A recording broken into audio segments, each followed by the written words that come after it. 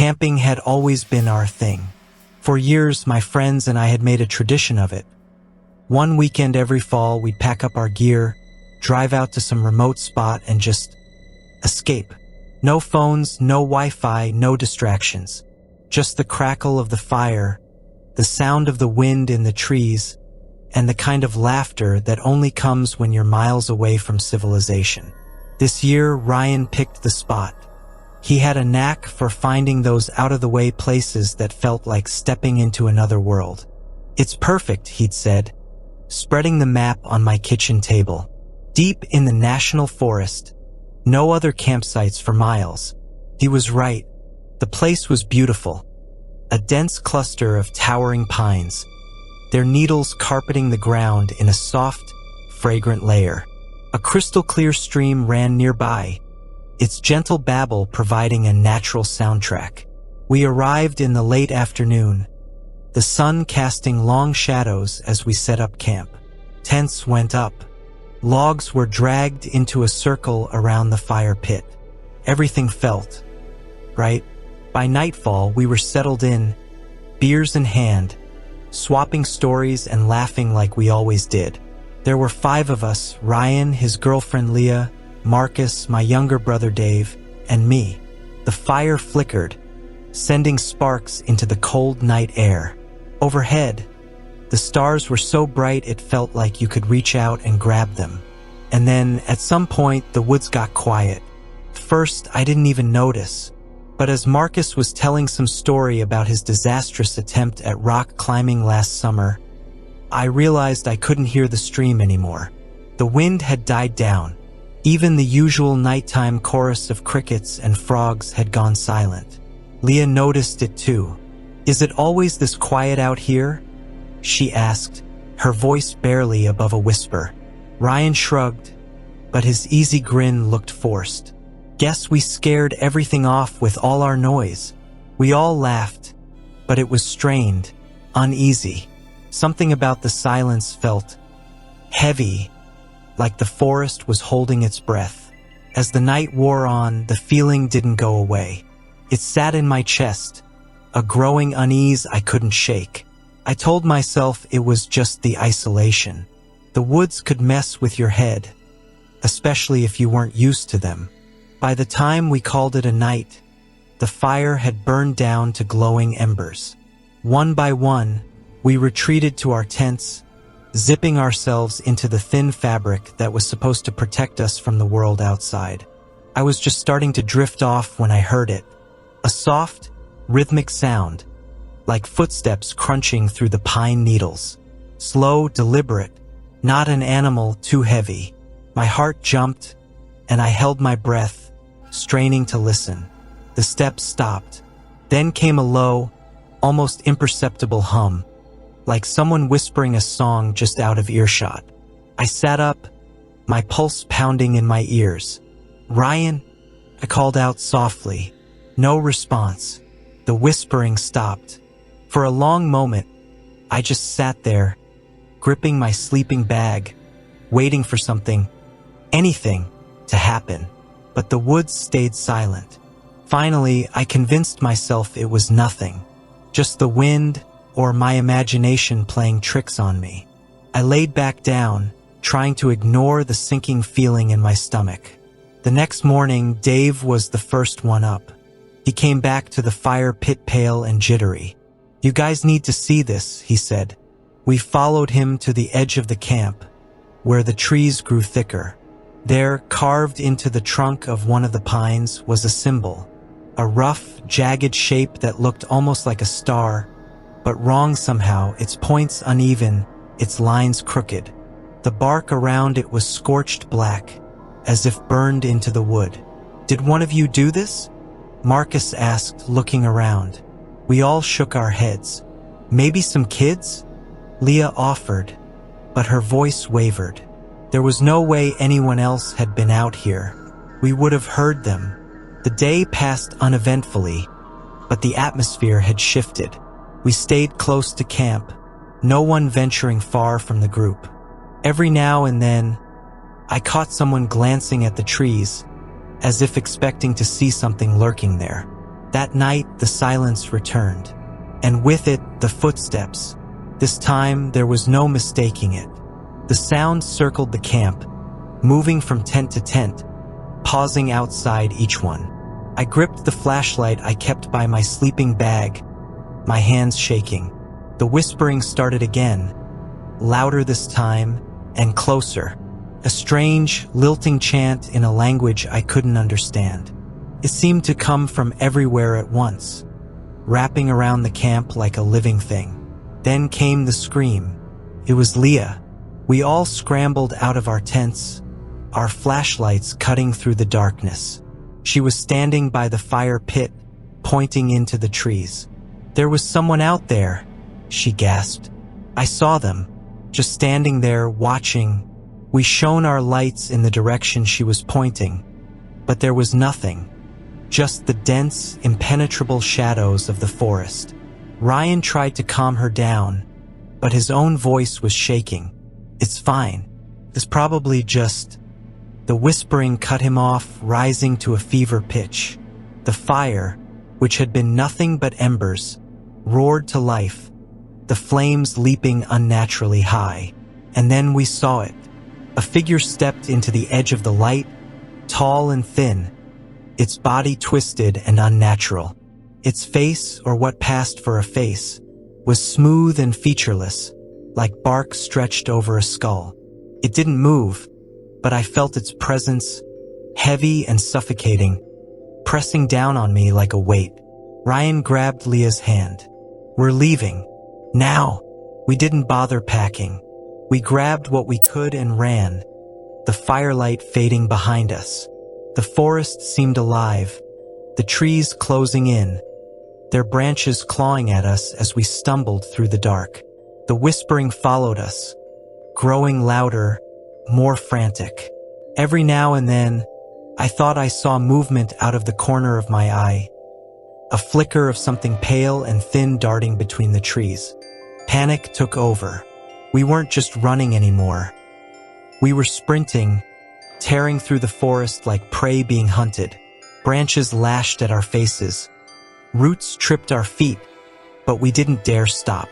Leah screamed again, a sharp, guttural sound that sent my heart racing even faster. I turned back for just a moment and saw her stumble, Ryan grabbing her arm to pull her forward. But then the whispering grew louder, almost deafening now, and the air seemed to shimmer with something I couldn't explain. "Keep running," Ryan yelled, his voice barely audible over the rising sound. But his words were cut short by a sudden, horrible gasp. I spun around and froze. Ryan and Leah were gone. Not fallen, not dragged away. Just gone, as if the forest had swallowed them whole. In their place, the trees seemed wrong. Their trunks bent unnaturally, the bark curling like it was alive, forming faces, contorted, screaming faces. "Marcus! Dave!" I shouted, my voice cracking. I didn't know where they were anymore. The darkness had swallowed us all, each of us lost in this nightmare. Something brushed against my arm, cold, damp, and impossibly light, like a breath of wind but with weight. I swung the flashlight wildly, catching a glimpse of it again. The pale, thin figure, impossibly tall, its limbs moving with a fluidity that didn't belong to anything human. Its head tilted, almost curious, before it vanished into the trees. "Run!" I screamed, though I didn't know who could still hear me. Marcus appeared beside me, his face pale and streaked with sweat. "Where's Dave?" he panted. I don't know," I stammered. He was right behind me, but as I looked around, it was clear he wasn't anymore. The whispering shifted, becoming clearer, closer, like it was circling us. It wasn't a language, but somehow it felt like it was speaking to us, telling us something terrible. Marcus grabbed my arm. "We need to..." His voice cut off, and his eyes widened in terror. I followed his gaze and saw it again, standing just feet away now. The thing stepped closer, and I saw its face clearly for the first time. Dozens of tiny, writhing shapes, bugs maybe, or something worse, crawling over its surface, shifting and reforming endlessly. Its eyes, or where eyes should have been, were hollow, black voids that seemed to pull at the air around them. Marcus screamed.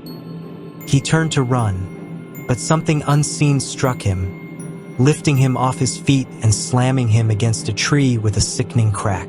I didn't look back. Couldn't.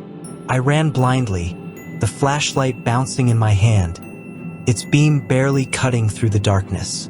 The forest felt alive now, shifting around me, its branches reaching for me, its roots rising up to trip me.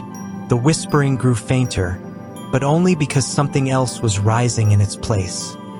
A low, resonant hum, like the growl of some enormous predator. My foot caught on something, and I went sprawling, the flashlight flying out of my hand and clattering into the underbrush. I scrambled to my feet, but the hum was everywhere now, vibrating in my chest, my skull, my teeth. Then silence. The forest was still again, except for the pounding of my heart. I didn't know how far I'd run or how much time had passed. My hands were shaking so badly I could barely pick up the flashlight. "Dave," I called out, my voice barely more than a whisper. "Marcus." Nothing. Only the endless, oppressive quiet. I stumbled forward, clutching the flashlight like it was a lifeline. I didn't know where I was going, just away. But as I moved, I realized something horrifying. The trees were changing.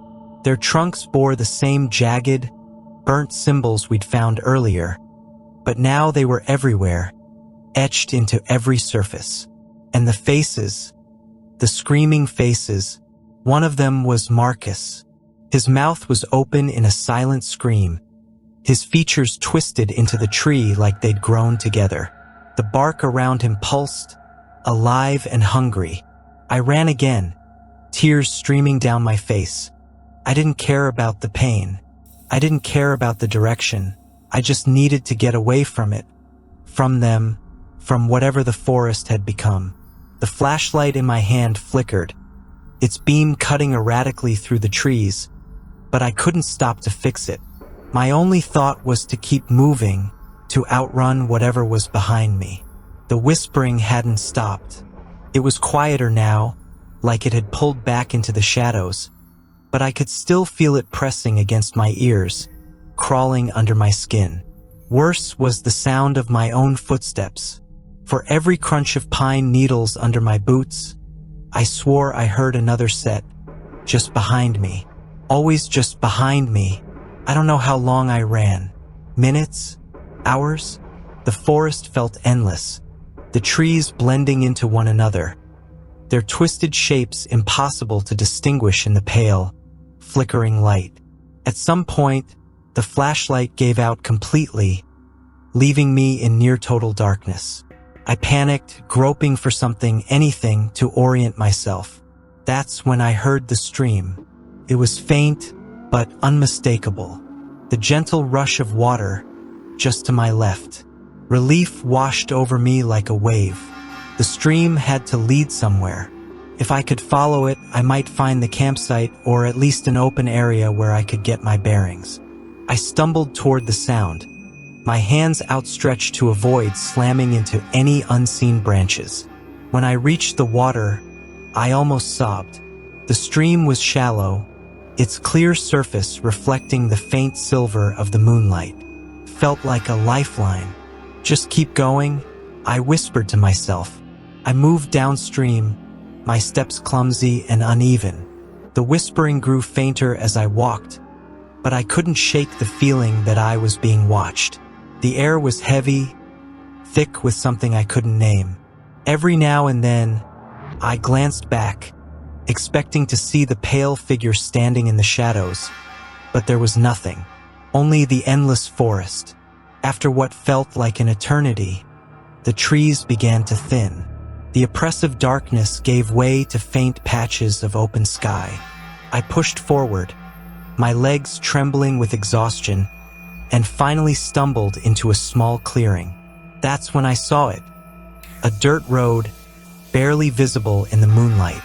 I almost fell to my knees in relief. Roads meant people, cars, safety.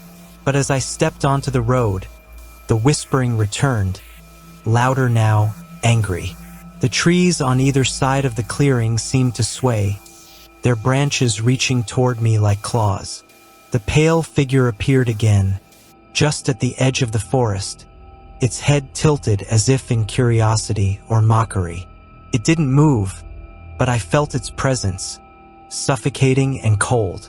The whispering grew louder, the symbols on the trees around me glowing faintly, as if the forest itself was coming alive. No, I'm not going back. I didn't know where the strength came from, but I turned and ran down the road. My legs screamed in protest, every muscle threatening to give out, but I didn't stop. Behind me, the whispering reached a deafening crescendo, a chaotic, inhuman chorus that seemed to echo inside my skull. The air grew colder, the road beneath my feet turning slick with frost. But then I saw it, a pair of headlights in the distance, piercing through the darkness like a beacon. A car. I stumbled toward it, waving my arms frantically, shouting for help. The driver slammed on the brakes, the vehicle skidding to a stop just feet from me. A man stepped out, his face a mixture of confusion and concern. "Are you okay? What happened?" Please, just get me out of here," I gasped, collapsing against the hood. He didn't ask any more questions. He helped me into the car and drove, the warmth of the heater and the hum of the engine the only sounds I could hear. I didn't look back, but I felt it, the forest watching me, the whispering fading into the distance as the road stretched out ahead. When we reached the nearest town, the man dropped me off at a gas station and offered to call someone, but I shook my head. I didn't want to explain. I didn't even know how to explain. I just thanked him and sat on the curb, watching the first rays of dawn break over the horizon. The pale light crept across the empty gas station lot, painting the world in muted tones of gray and gold. It should have felt comforting, should have signaled safety. Instead, it only made me feel more exposed, like the fragile daylight wasn't enough to keep whatever I'd escaped at bay. I wrapped my arms around my knees, trying to stop shaking. My body felt like it had been hollowed out, drained of everything but fear. My thoughts were spinning in a wild, uncontrollable loop. What was that thing? How could the forest have come alive like that? Where were my friends? I squeezed my eyes shut, but the images were burned into my mind. The jagged, glowing symbols, the faces in the trees, Marcus's eyes, pleading and terrified. I couldn't make sense of it, no matter how hard I tried. It wasn't something I could reason away or explain. It was wrong, on a level so deep that even now, hours later, it felt like my soul was trying to reject the memory. Every time I thought about turning back to help them, to go looking for them, my stomach twisted. I'd heard the forest, felt its intent. It wasn't just trying to scare us, but the guilt was crushing me. I'd run. I'd left them behind. Ryan, Leah, Marcus, Dave. Their faces kept flashing through my mind. Ryan's easy grin when he talked about the campsite. Leah, teasing me for packing too many snacks. Dave cracking dumb jokes as he helped gather firewood. And Marcus just before. That his fear, his voice pleading with me to do something, anything. They were gone now, and I'd survived. Not because I was brave or smart or strong, just because I'd run faster, or maybe because it wanted me to live. That thought made me shiver harder. What if it had let me go on purpose? What if I was still connected to it somehow, even now, miles away? The wind blew gently, ruffling the edges of my jacket, and I flinched. My ears strained for any sign of that whispering, for any sound that didn't belong. I didn't trust the wind, the rustling of leaves, or even the faint hum of passing cars. It all felt wrong now, like the boundaries of the normal world had blurred, and that thing was still reaching for me through the cracks. The man who'd driven me here had said something, asked if I was okay. I wasn't even close. I couldn't shake the feeling that I was still being watched, even here, in the open. Like the pale figure was just out of sight, waiting for me to let my guard down. My hand drifted to the back of my neck, where I felt a strange tingling sensation, like static electricity. My skin was cold and damp with sweat, even though the morning air was warm. I couldn't stop replaying the whispering in my mind, its rhythm unnatural, its meaning incomprehensible, but somehow deeply personal. It felt like it had spoken directly to me, like it knew me in a way no one ever should. I stared at the rising sun, willing its light to banish the feeling. But the fear didn't go away. It just settled deeper, like a seed planted in my chest, waiting to grow. I didn't have answers, only the raw, gnawing terror of someone who's seen something they were never meant to see.